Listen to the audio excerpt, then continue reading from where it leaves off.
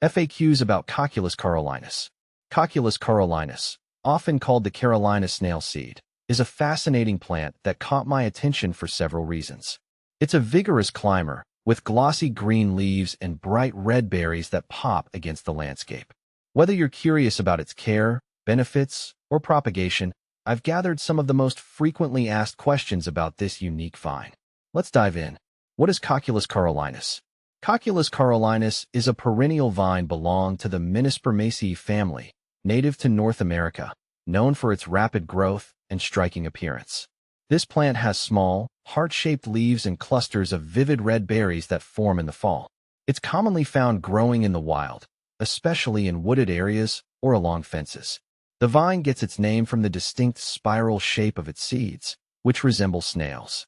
Though it can be ornamental, it's also somewhat invasive in the right conditions. How to care for Cocculus carolinus. Caring for Cocculus carolinus is relatively easy, which is one reason I love it. Here are the basic care guidelines. Light. This plant thrives in full sun to partial shade. I've noticed that it grows best in dappled sunlight or areas with morning sun and afternoon shade. Watering. It's drought-tolerant once established, but I still water it regularly during dry spells to encourage strong growth. Soil. Cocculus carolinus prefers well-drained soil. I've found that it adapts to a wide range of soil types, from sandy to clay-heavy soils, but it thrives best in loamy soil with good drainage. Pruning. It's essential to trim it back occasionally to prevent overgrowth, especially if you don't want it to invade nearby plants. The vine can become unruly if left unchecked. How to propagate Cocculus carolinus. Propagating Cocculus carolinus is straightforward. There are two main methods I've used. Seed propagation.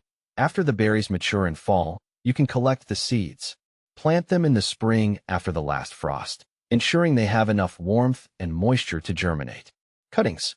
I've had success with softwood cuttings.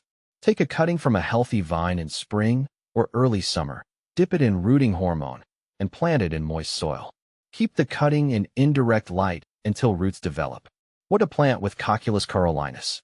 Choosing companion plants for Cocculus carolinus can enhance its visual appeal while managing its growth. I like pairing it with climbing roses. The soft colors of roses contrast beautifully with the vibrant berries of the vine. Clematis. Both vines twine well together, creating a layered effect. Plus, they require similar care. Native grasses. Ornamental grasses work well for a textural contrast in more natural garden settings. Is Cocculus carolinus toxic?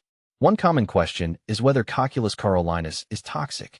While not considered highly toxic, the berries can cause mild stomach upset if ingested. I've kept this in mind around pets and children and ensure they don't consume the berries. It's always a good idea to use caution with any plant that produces fruit or seeds. Benefits of Cocculus carolinus.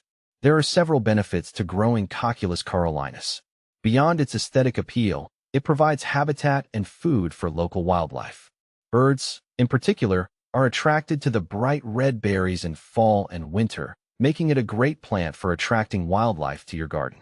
Additionally, its dense growth habit makes it an effective privacy screen when trained on trellises or fences. I've used it this way to create a natural barrier in my yard, and it works well while still looking ornamental. Common problems with Cocculus carolinus.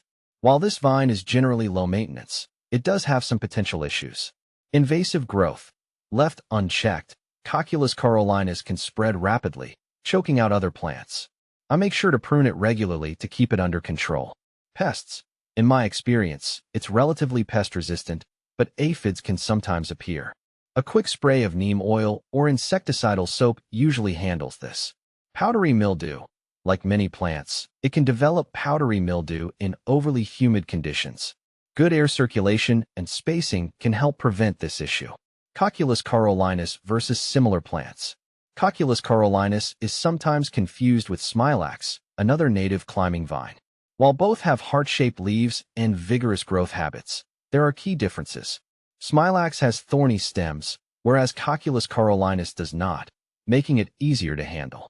Additionally, smilax's berries are black, not red, which is another way to tell them apart.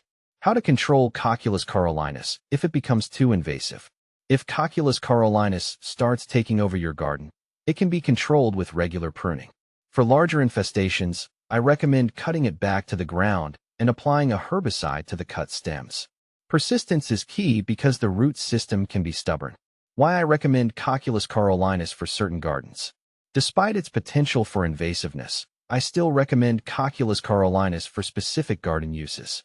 Its fast growth makes it ideal for covering unsightly fences or walls, and its low maintenance means you won't have to spend much time tending to it. Plus, if you love attracting wildlife like I do, the vine's berries are perfect for bringing in birds. Conclusion: Cocculus carolinus is a versatile and eye-catching addition to the garden.